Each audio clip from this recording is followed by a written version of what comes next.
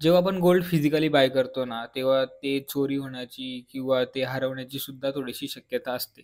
आता बघा प्रत्येक सोनं आपण ॲज अ ऑर्नामेंट नाही बाय करत. काही-काही सोनं असतात ते माणसं ॲज अ इन्व्हेस्टमेंट म्हणून सुद्धा बाय करतात. मग अशा वेळी तुम्ही डिजिटली ते सोनं बाय करू शकता.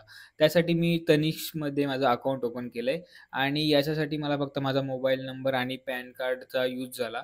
नंतर मी त्यांच्या वेबसाईटवर गेलो आणि मला जेवढं सोनं बाय करायचं होतं त्याची अमाउंट वगैरे टाकली आणि मग करंट मार्केट रेटनुसार ते किती ग्रॅम सोनं होतं ते सगळं तिथं आलं आणि ते 24 कॅरेट 99.5% प्युरिटी वगैरे त्या सोन्याची होती आणि मग नंतर तिथे मला पेमेंटचे ऑप्शन्स आले म्हणजे यू-पी-आय पेमेंट करू शकतो मी किंवा कार्ड पेमेंट आणि मग मी Google पे केलं आणि मी जस्ट ॲज अ स्टार्टिंग म्हणून ₹500चंच बाय केलं. तुम्ही ₹100 पासून सुद्धा बाय करू शकता.